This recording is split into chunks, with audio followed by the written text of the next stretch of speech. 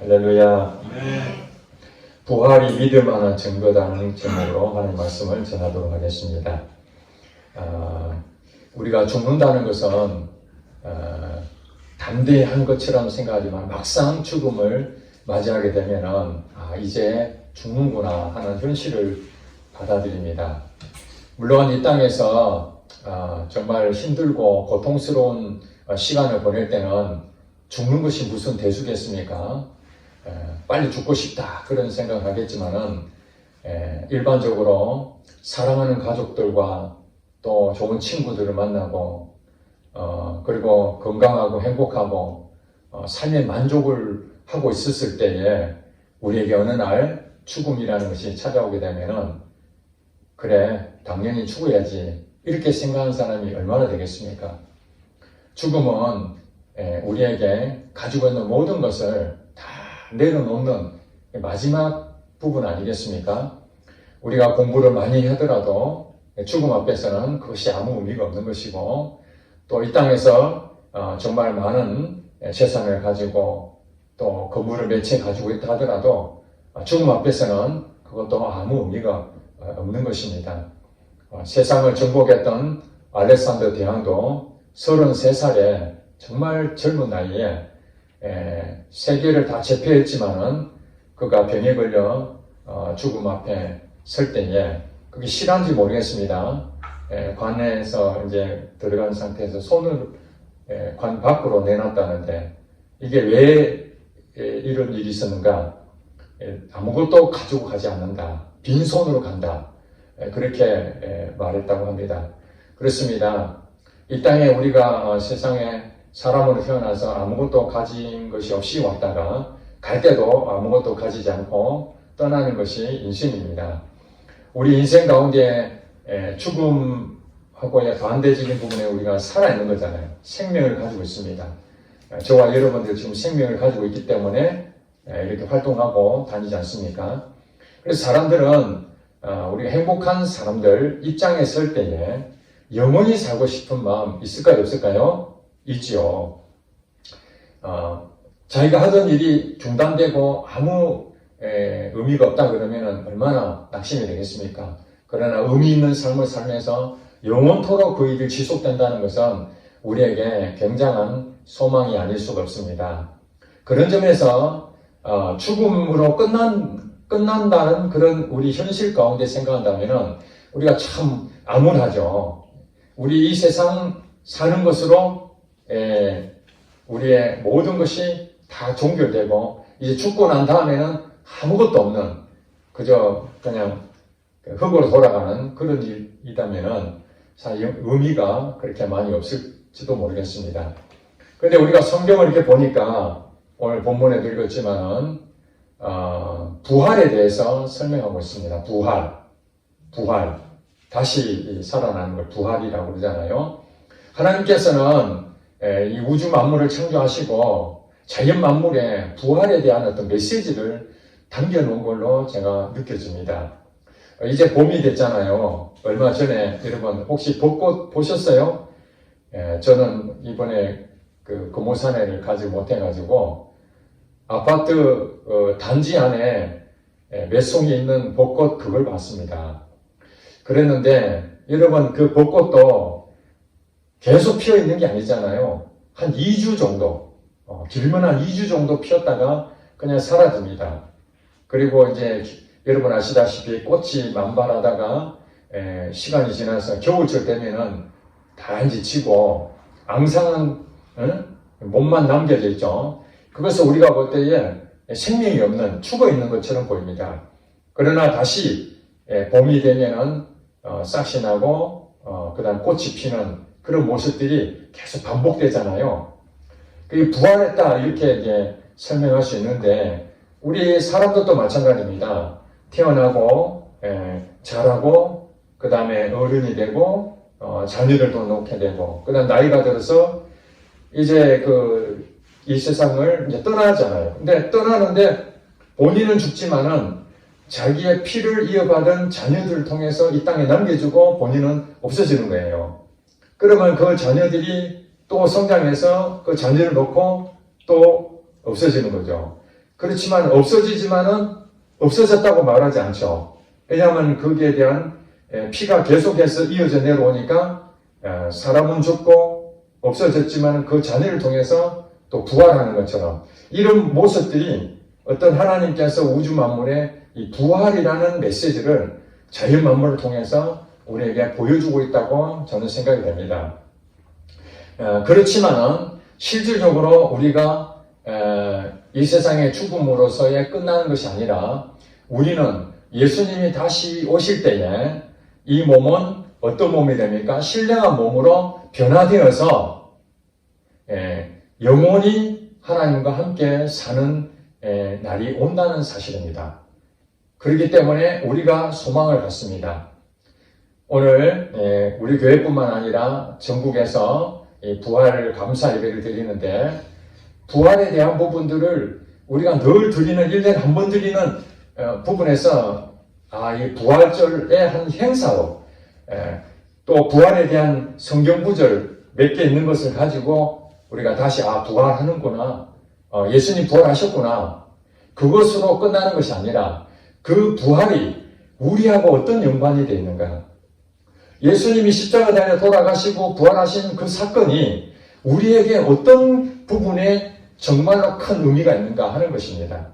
부활이 믿을 만한 증거가 되느냐, 오늘 31절 한번 볼까요? 정하신 사람으로 하여금 천하를 공의로 심판할 날을 작정하시고 이에 그를 죽은 자 가운데서 다시 살리신 것으로 모든 사람에게 믿을 만한 증거를 주셨다, 이렇게 설명하고 있습니다. 하나님께서 심판의 날을 작정하셨다고 합니다. 이게 예수님 재림 때가 심판의 날이죠. 예수님이 재림하는 날이 바로 이 세상 모든 것이 끝나는 날입니다.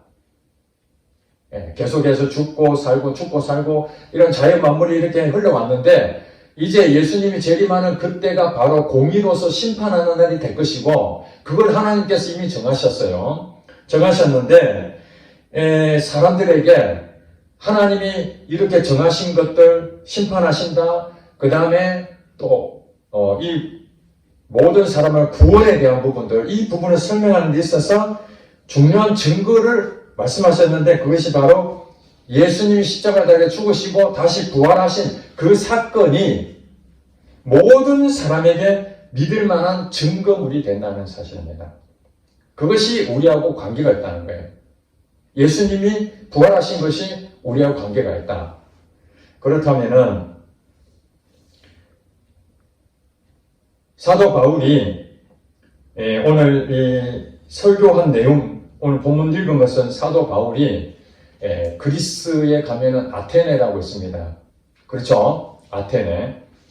그런데 오늘 22절에 보니까 아테네를 여기는 성경이 아덴으로 번역이 됐습니다. 아덴. 그 당시에는 아덴으로 아마 표현이 된 것 같습니다. 그래서 오늘날에는 아테네가 아덴입니다. 사도 바울이 여러분 아시다시피 이방인을 대상으로 전도를 한 사람입니다. 예수님이 누구신지, 그 다음에 부활에 대해서. 사도 바울이 전하는 게 두 가지라고 나와 있습니다. 예수님이 누구시냐, 그 다음에 부활하신 분이 예수님이시다. 이걸 계속 전달했습니다. 그런데 이제 사도 바울이 전도 여행을 가면서 이 그리스까지 가게 된 것 같아요. 그리스까지 가서 아테네에 이제 갔는데 아테네에 가니까 그 아테네에는 여러분 아시다시피 그리스 로마 신화 여러분 그 책 좀 보셨죠? 그리스 로마 신화, 제우스 신 아시죠? 그러니까 이 아테네 그리스에는 엄청나게 많은 신들이 있었습니다. 그 신들은 누가 만들었죠? 사람들이 만든 거죠. 사람들이 자기가 원하는 신을 다 만들어 놓은 거예요. 그리고 그 신들에 대해서 설명을 해야 되니까 그 신들에 대해서 형상을 만든 거죠.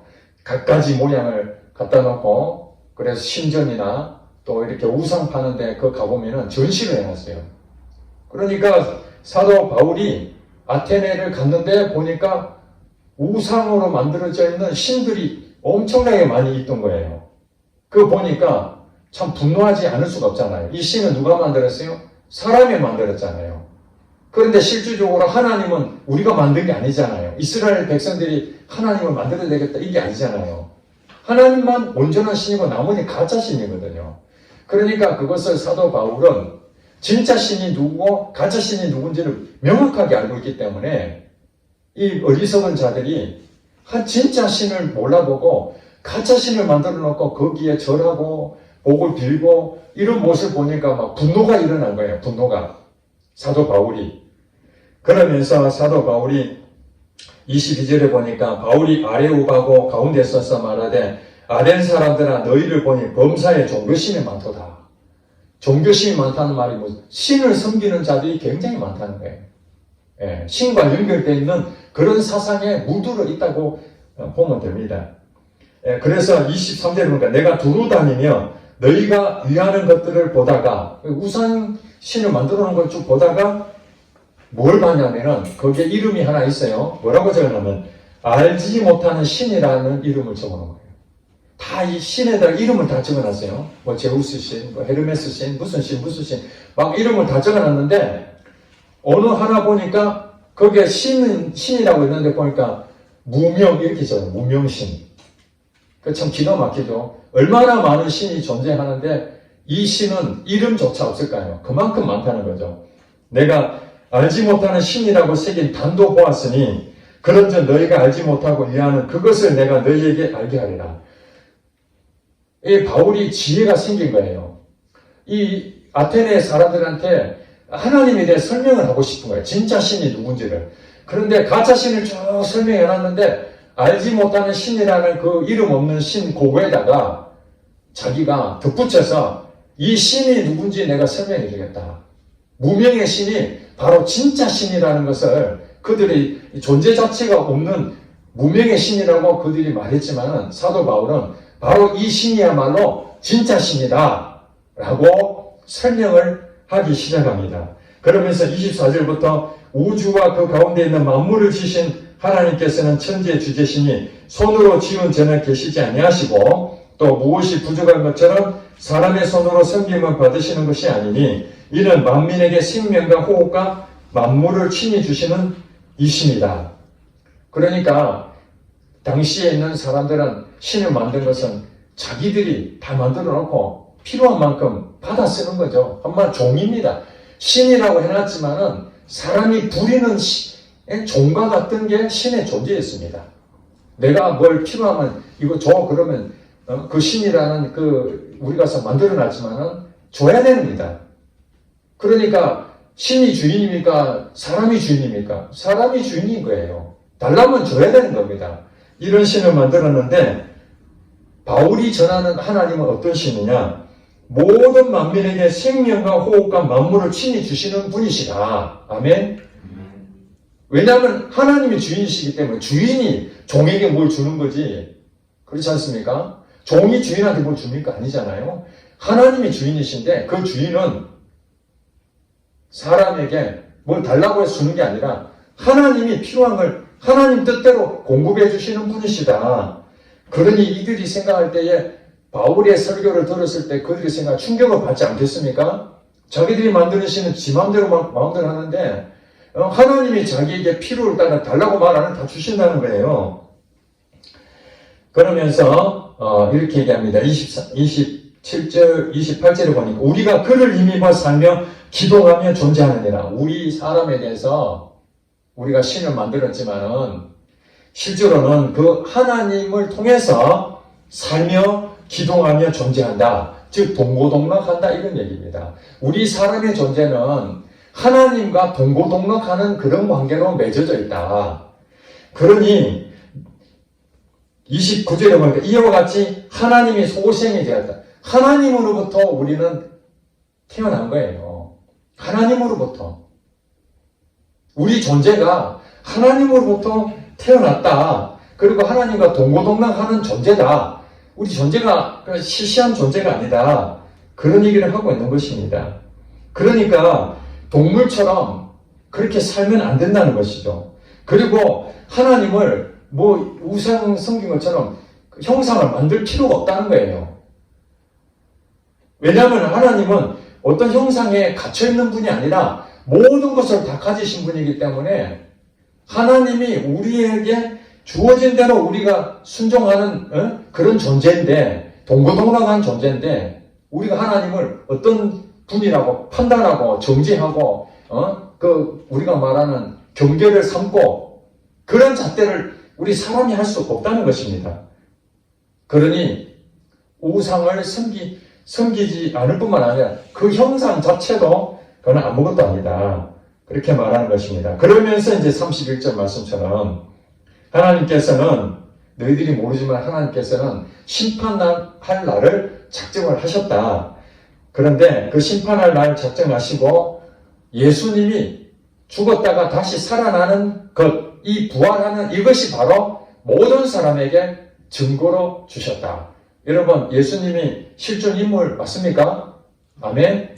예수님이 실존 인물이라는 것은 우리 기독교인들만 그렇게 믿는 것이 아니라 모든 사람들은 공자도 실존 인물이요, 석가모니도 실존 인물이요, 노자도 실존 인물이요, 그 다음에 예수님도 실존 인물이라는 것을 모두가 다 알고 있습니다. 4대 성인이라는 말 들어보셨잖아요. 4대 성인으로 그렇게 예수를 안 믿는 사람들은 예수님을 그렇게 인정을 합니다. 그리고 예수님이 실제로 존재하고 계십니다. 그리고 예수님이 십자가에 죽었다는 것도 사실 고고학적으로 역사적으로 증거가 되어 있습니다. 단지 죽었는데 여러분 그 설명 안 해도 사람으로 태어난 모든 사람이 실존하다면은 죽는 건 당연하지 않겠습니까? 그렇지 않습니까? 2000년 전에 있는 사람 지금도 살아있다. 말이 안 되잖아요. 5000년 전에 있는 사람 지금도 살아있다. 말이 안 되잖아요. 우리 상식으로는 안 맞는 얘기입니다. 그러니까 예수라는 사람이 실존했다면 반드시 그는 죽었을 거예요. 그건 우리가 안 봐도 다 알잖아요. 죽었을 것이다. 그러나 이제 그 예수라는 사람이 죽은 것으로 끝났다고 믿는 사람과 아니야, 예수님이 죽었다가 3일 만에 부활했다고 믿는 사람이 갈려지게 됐어요. 그리고 우리 기독교는 예수님이 죽었다가 3일 만에 부활했다라는 것을 믿는 것이고, 예수를 안 믿는 사람들은 예수님 부활하신 것을 안 믿는 것이죠. 그 차이가 있는 것입니다. 그러면은 이 부활이라는 것이 우리가 믿을 만한 증거냐? 하나님이 살아계시는 것, 심판하신다. 그게 진짜냐? 그것을 확실한 증거로 하나님이 주셨는데 그것이 바로 부활이라는 거예요. 자, 이제 여러분 결정을 내리셔야 됩니다. 재판장에 가가지고 부활을 믿습니까? 부활을 못 믿습니까? 그러면 예 아니면 노. 이렇게 둘 중에 하나를 선택을 해야 된다면 부활이라는 것이 내게 확실하게 증거로서 내가 확인이 됐다면 그 사람은 100% 예수님의 부활에 대해서 맞습니다. 예, 이렇게 얘기할 것입니다. 그런데 전해 들었다든지 아니면 본 적이 없어요. 예수님 부활한 상황에 대해서 전혀 경험이 없어요. 그러면은 너 예수 부활했다는 것을 믿을 수 있어? 그러면은 어떻게 생각할까요? 아리까리 하겠죠. 확신 있게 대답할 수가 없습니다. 그러면 잘 모르겠습니다. 든지 아닙니다라고 말할 것입니다. 자, 그렇다면은 이 부활이라는 것은 예수님이 부활하셨다는 거잖아요.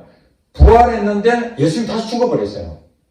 그때는 죽었다가 살아났는데 3일 만에. 근데 나중에 한 몇 년 뒤에 죽었다. 그러면 그걸 부활이라 할 수 있느냐? 예전에도 제가 말씀을 드렸지만은 죽었다 살아난 사람이 예수님만 있었던 건 아닙니다. 실제로 의학적으로 죽었습니다 하고 관에 들어갔다가 다시 살아난 사람들이 실제로 있었습니다. 미국에도 수천만 명이 그런 경험했다라는 얘기를 들었습니다. 자, 그럼 전 세계적으로 사람이 죽었는데 다시 살아나는 경우가 있다는 것이죠. 그러니까 그것을 예수님 부활했다라는 것이 무슨 증거가 되겠어요? 증거가 될 수는 없습니다. 임사체험한 거나 마찬가지이기 때문에. 그러나 예수님이 부활하신 것과 일반 사람들이 죽었다 살아나는 것이 차이가 무엇이냐? 좀 전에 말씀드린 것처럼 예수님은 부활하시고 난 다음에 다시 죽지 않았다는 거예요. 그런데 우리 일반 사람들은 자기가 죽었다가 다시 살아났는데 결국에는 다시 죽은 것이죠. 그래서 지금까지 사람으로 태어나가지고 지금까지 계속 살아있는 존재는 인류 가운데에 누가 있습니까? 예수님 한 분밖에 없다는 것입니다. 그래서 시브리서 13장 8절 말씀 이렇게 말합니다. 예수 그리스도는 어제나 오늘이나 영원토록 동일하시느니라. 아멘. 예수 그리스도는 어제나 오늘이나 영원토록 동일하시. 여러분 죽었다면 동일할 수 있습니까? 영원히 생존할 수 있습니까? 아닙니다. 그러면 죽었던 예수님이 영원토록 존재하신다는 얘기는 지금도 살아있다는 얘기죠. 자, 여러분 살아있는 예수님 여러분 만났습니까? 그렇다면 여러분들은 자신있게 예수님 부활이 믿을 만한 증거가 된 줄로 믿습니다. 그것이 여러분의 증거가 되는 거예요. 자, 다른 사람들이 예수님 부활한 거에 대해서 본 적이 없잖아요. 그런데 내가 봤다는 거예요. 내가. 여러분 예수님 부활한 거 보셨습니까? 본 적이 없잖아요. 본 적이 없죠? 저도 본 적이 없습니다. 그런데 예수님께서 이제 성경에 그렇게 말합니다. 요한복음에 보니까 제자들 12제자들 가운데에 예수님 부활하셨어요. 부활하셨는데 그때 도마라는 사람은 예수님 부활할 때에 보지를 못했던 것 같아요. 그래서 제자들이 야, 나 우리 예수님 봤어. 예수님 다시 살아나셨어. 그래 도마가 그럴 리가 없을 거야. 예수님 분명히 돌아가시기 전에 어떻게 했죠? 내가 십자가에 달려 죽고 그 다음에 3일 만에 부활할 것이다 라고 말을 했죠. 다 그렇게 성경대로 말씀하신 대로 그렇게 하셨습니다. 근데 제자들은 그 믿지를 못하는 거예요. 왜? 실제로 경험이 없으니까. 그런 사례가 없었으니까. 그래서 도마가 도저히 내가 직접 보지 않으면 못 믿겠다니까 예수님이 다시 도마 앞에 나타나셨어요. 그러면서 손을 다 만져보게 하고 옆구리를 만져보게 하고 부활했던 몸을 직접 보여주셨습니다.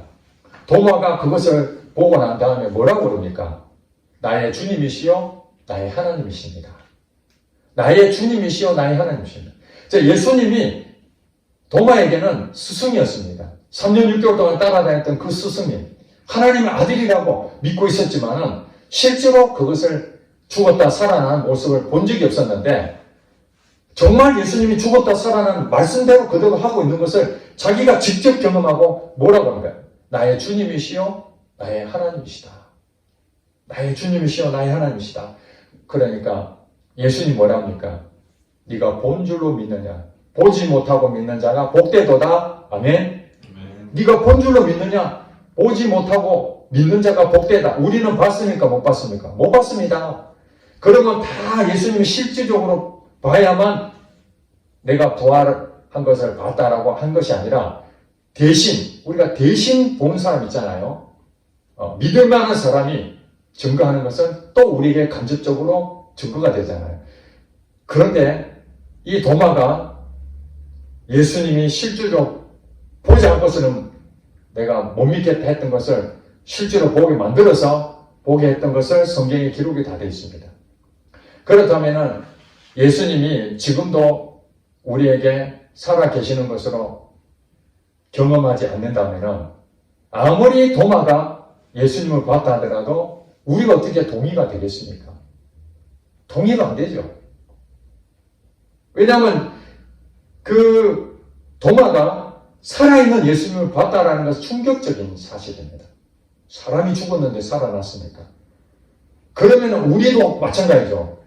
성경에 기록되어 있는 것이 우리 삶에 실질적으로 그것이 경험이 되어지면 도마가 경험했던 것과 우리가 경험했던 것이 똑같은 경험이 되는 거예요. 이거 유사 경험이라고 할 수 있는 것이죠. 지금은 예수님의 눈에 보이질 않습니다. 영으로 존재하시기 때문에. 눈에 보이지 않지만은 어제나 오늘이나 영원토록 동일하시다고 하신 그 말씀대로 예수님은 여전히 어디에 계십니까? 우리 안에 계십니다. 눈에 보이질 않습니다. 우리 안에 계셔서 예수님이 도마에게 보여준 것처럼 다 실질적으로 보여준 것처럼 우리 삶에도 예수님께서 실질적으로 우리 인생 가운데에 같이 동행하시고 말씀하시고 또 공급하시고 교제하고 이 모든 것을 마치 살아있는 상상 속의 예수님이 아니라 실존하시는 그 예수님을 직접 경험하며 우리가 살고 있다면 그것은 부활로서 하나님께서 우리에게 준 믿을 만한 증거라는 거예요. 그래서 예수 안 믿는 사람들 우리에게 너무 멍청하게 왜 예수를 믿냐 그렇게 말하면 우리는 어떻게 해야 됩니까? 그 예수님이 지금도 살아계셔서 내하고 함께 동행하고 이런 증거들이 있다. 예수님이 나를 통해서 하신 일들이 얼마나 많습니까? 성경에 말한 것처럼 나는 죽었고 이제는 예수님이 내 안에서 살아서 역사하시니까 그 하나님을, 그 예수님을 증거하며 사는 것이 우리 삶 아니겠습니까? 오늘 교동문에서도 읽었지만 고린도전서 15장이 부활장입니다. 15장에 보면은 바울이 전했던 것은 부활을 전했습니다.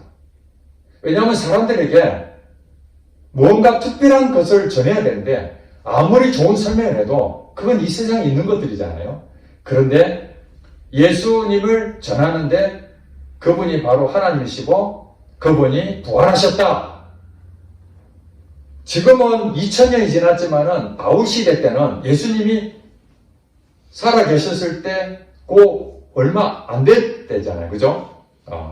예수님이 승천하시고 얼마 안 됐을 때 사도 바울이 부르심을 받고 복음을 전했기 때문에 그 당시에는 마치 우리가 지금 2025년 살지만은 1900년 후반이나 2000년대 초반 정도의 그런 시간들을 그 바울이 전했던 사람들에게 그런 세대라고. 그러니까 이스라엘 땅에 예수님이 있었고 예수님이 어떤 삶을 살았고 이런 얘기들을 소문을 통해서 알 수 있는 그런 정도죠. 특별히 이스라엘 백성들은 더 잘 알 수 있는 거죠. 오래전의 사람이 아니라 동시대에 살았던 그런 시대이기 때문에. 그런데 그 예수님에 대해서 생생하게 증언하는데 사도 바울조차도 바울도 예수님을 직접 봤습니까? 성경에 보면 봤다는 내용이 없습니다. 그런데 만삭되지 못하여 난 자와 같은 내게도 예수님이 보여주셨다. 이렇게 말했습니다. 어떻게 보여줬죠? 다메섹 땅으로 가다가 예수 믿는 사람 잡아 죽이려고 감옥에 쳐넣으려고 가다가 하늘에서 예수님의 소리를 들은 거죠. 사울아 사울아 네가 어찌하여 나를 핍박하느냐. 누구십니까? 그러니까 네가 핍박하는 예수다. 자, 여러분 직접 눈으로 보지 못했던 사도 바울은 예수 믿은 것이 가짜다. 예수 죽었는데 무슨 부활했다고 떠들고 다니냐 하고 이제 그들이 잘못됐다고 그 사상을 완전히 멸절시키려고 갔다가 예수님을 만나버린 거예요. 실제로 눈은 보지 못했지만은 그 음성을 듣고 바로 그분이 예수님이시구나. 그 금방 알게 된 거예요. 영적으로. 그래서 그가 고백하기를 나 예수님 봤다. 이렇게 고백하고 있는 것입니다. 마찬가지로 우리도 어떻게 살았든지 간에 2000이 지난 지금도 우리 삶 가운데에 예수님을 만나버리면은 사도 바울처럼 직접 우리 육신의 눈은 본 적은 없지만 영적으로 예수님이 나와 함께 하시고 나의 주인 되심을 그렇게 믿음으로 확신 있게 고백합니다. 저는 기도할 때에 그런 마음을 갖습니다. 내가 직접 예수님을 본 적은 없지만 예수님은 나의 주인이시요 나의 하나님이십니다. 그렇게 고백했던 도마처럼 저도 그 기도할 때마다 그 마음 같습니다. 나의 주님이시요 나의 하나님이십니다. 눈물이 막 나요. 나의 주인이시요 나의 하나님이십니다. 그게 하나님에 대한 그 존재에 대해서 내가 할 수 있는 그 최상의 표현 같아요. 도마가 고백한 것이 그래 나도 똑같은 마음이야. 나의 주님이시지. 나의 주님이시지. 나의 왕이시지. 그리고 나의 하나님이시다. 그 고백, 그것을 고백하는 사람은 뭡니까? 바로 이 부활이 실제라는 것을 경험했기 때문에 그것이 나에게 믿을 만한 증거가 됐기 때문에 그 고백이 나오는 것이고 그래서 이제는 천지의 주제신 그 하나님이 내 생명을 공급하시고 이 죽음으로 끝나는 것이 아니라 이 세상뿐이 아니라 영원한 나라에 나를 다시 신령한 몸으로 부활하게 하셔서 영원히 살게 하신다는 그 사실 그게 희망이 된 거예요. 하나님이 안 계시고 성경을 우리가 믿지 않았다면 우리는 이 세상만 알 수밖에 없는 거죠. 우리가 다만 이 세상뿐이면은 우리가 전하는 것도 헛것이고 우리의 믿음도 헛것이고 우리가 가장 억울한 사람이다. 가장 불쌍한 사람이라고 사도 바울이 말하지 않습니까? 그렇습니다. 여러분 예수님 있다라고 그냥 상상 속에 믿고 그렇게 죽었는데 천국이 없고 지옥에 가 있고 하나님을 만나지 못하고 그렇게 된다면 얼마나 억울하겠습니까? 그리고 이렇게 열심히 예배드리고 하나님께 헌신하고 영광 돌리고 기쁨을 살았는데 죽어보니까 아무것도 없다. 얼마나 억울하겠습니까? 얼마나 불쌍한 자입니까? 근데 감사하게도 성경에 기록한 것이 실제라는 사실입니다. 저와 여러분들은 지금까지 신앙생활 하면서 수많은 간증거리들이 있지 않습니까? 그냥 이것을 지식으로 공부해가지고 배운 것이 아니라 우리 삶 가운데에 하나님이 아니면은 설명이 안 되는 그런 일들을 경험하지 않습니까? 과거에도 경험했고 지금도 경험하고 또 앞으로도 경험되어질 것이 기대가 되지 않습니까? 그러니까 오늘 이 부활이라는 것은 이 세상 끝으로 죽음으로 다 없어지는 것이 아니라 이거는 너희 생명이 무엇이더냐? 너희는 잠깐 보이다 없어지는 뭐라고요? 안개다, 안개. 이 세상에 우리 살고 있는 거 영원하지 않다는 거예요. 천년 만년 살 것이 아니라 이제 길어야 100년 아닙니까? 100년 인생 돌이켜보면 짧은 인생입니다.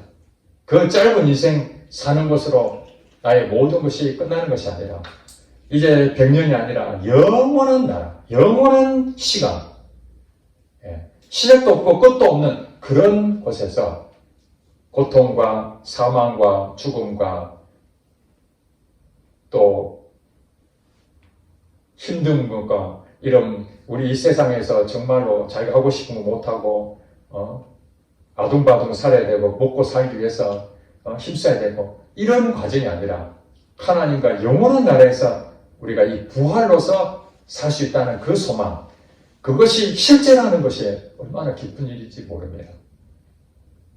그렇지 않습니까? 우리가 태어났는데 태양이 없었다고 생각해 보세요. 여러분, 우리가 살아있지만은 햇빛도 없이 캄캄한 데서 그렇게 삽니다. 그것도 불행 아니겠습니까? 그런데 여러분, 눈이 없다고 생각해요. 눈. 태어났는데 눈을 없이 태어나면은 세상을 볼 수가 없잖아요. 아무리 자연이 아름다운 게 있어도 보지를 못하는데 평생을 살아도 보지 못하고 살다는 얼마나 힘든 일입니까? 그러니까 우리가 말하고 보고 걸어다니고 생활하고 이런 모든 자연 환경들 가운데에 있는 이런 것을 봤을 때 감사가 막 터져 나오는 거예요. 이야, 정말 이거 내가 만들지도 못하고 이것을 어떻게 할 수 있는 방법이 있는데 이 모든 것들이 공짜로 우리에게 이 생명을 유지할 수 있는 최상의 조건으로 다 만들어져 있는데 그게 현실이잖아요. 현실. 태양이 있는 것도 현실이죠. 달이 있는 것도 현실이죠. 우리가 걸어 다니는 것도 현실이죠. 여러분 너무 끔찍한 일을 당하면 어떻습니까? 이게 꿈이었으면 좋겠다. 그런 마음이 들잖아요. 꿈이었으면 좋겠다. 악몽을 꿨는데 눈을 딱 떴는데 그 악몽을 가졌던 것들이 하루아침에 없어져 버리죠. 꿈에서 깨는 순간. 이게 현실이니까.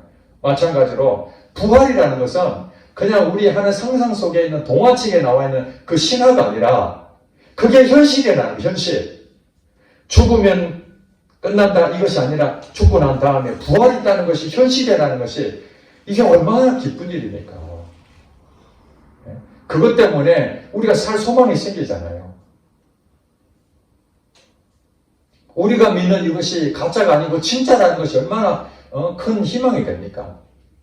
많은 사람들은 가짜신을 믿고 이단에 빠져 있고 참으로 자기 인생 자기가 어떻게든지 해결해 보려고 애를 쓰고 그러는데 정말 예수님을 만났던 부활하신 그 예수님을 만난 사람들은 지금도 실존하신 그 예수님과 동행하며 교제 나누고 또 기도하고 그분으로부터 기쁨을 느끼고 잘 안 되지만은 그래도 내가 좌절하지 아니하고 다시 소망을 갖는 것은 바로 그분이 나와 함께 하신다는 것. 그것 때문에 우리가 다시 회복하지 않습니까? 감사는 무슨 감사입니까? 어려움이 생겼는데. 그러나 그 부활하신 예수님이 나와 함께 계신다는 것을 믿음으로 고백하고 있으니 이것도 지나갈 것이고 결국엔 하나님 나를 또 유익하게 하실 것이다. 그렇게 생각하니까 점점 세월이 흘러서 죽음을 향해 가고 있는 우리 인생길이지만 그게 절망이 아니라 오히려 죽음으로 가는 그 시간이 다가오면 다가올수록 내 육신의 때가 다 벗어지고 내 가진 거 다 내려놓으니까 아쉬움, 인간이기 때문에 아쉬움도 있을 수 있지만 후회스러움도 있을 수 있지만 오히려 더 큰 소망이 내게 온다는 걸 생각하니까 죽음 앞에 가는 이것이 그렇게 불행하게 느껴지지 않냐고 오히려 주님과 함께하는 영원한 나라를 사모하는 마음으로 가는 우리 마음이 바로 우리 그리스도인들의 마음이 아니겠습니까? 그것이 바로 이 부활이라는 것은 모든 사람에게 믿을 만한 증거를 주신 것은 바로 부활하신 예수님을 만나라는 거예요. 지금 만나라는 거예요. 지금. 그것을 경험하라는 거예요. 그리고 이 땅에 살 동안 그 경험이 한 번으로 끝나는 것이 아니라 계속해서 그 부활하신 예수님을 경험하고 또 그 역사하심을 또 증거할 수 있는 그 일들이 바로 우리에게 주어진 겁니다. 그러니 그 증거를 받았던 우리는 바로 예수님을 전하는 증인이 되는 줄로 믿습니다. 바로 우리가 증인이 되는 것입니다. 사도 바울이 전한 것처럼 우리가 전한 것은 바로 예수님을 전하는 것이고 부활을 전해야 될 줄로 믿습니다. 기도하겠습니다.